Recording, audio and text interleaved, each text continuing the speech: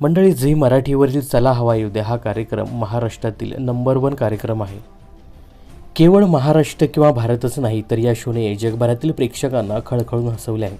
या कार्यक्रमाने अनेक विनोदवीर दिले। यामध्ये भाऊ कदम, कुशल बद्रिके, श्रेया फुगडे, सागर कारंडे, योगेश शिरसाट, रोहित चव्हाण, भारत गणेशपुरे, निलेश साबळे यासारखे बऱ्याचशा विनोदवीरांना लोकप्रियता मिळवून दिली।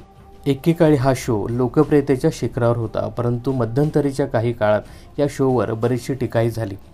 तर मध्यंतरीच्या काही काळामध्ये चला हवा येऊ द्या प्रेक्षकांचा निरोप घेणार असल्याचं समोर आलं। मात्र काही कारणामुळे हा कार्यक्रम पुन्हा सुरू करण्यात आला।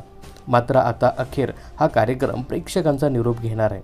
सध्या या शोला 10 वर्ष पूर्ण झाल्याच्या निमित्ताने विशेष भाग सुरू आहे।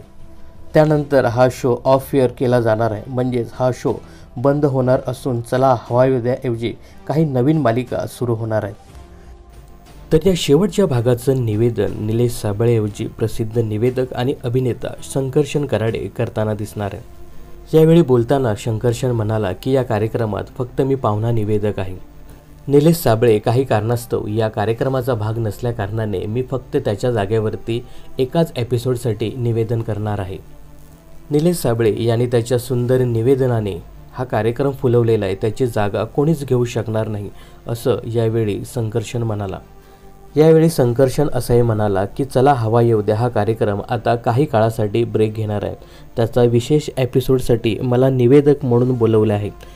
तर या कार्यक्रमाला झी मराठीवरती नव्यानं दाखल झालेल्या पारू, शिवा आणि येणाऱ्या पुन्हा कर्तव्य आहे आणि नवरी मिळे हिटलरला या मालिकेचे काही कलाकार येणार आहेत।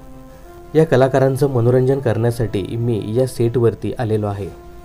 दरम्यान चला हवा येऊ द्या हा कार्यक्रम आता काही काळासाठी ब्रेक घेणार आहे।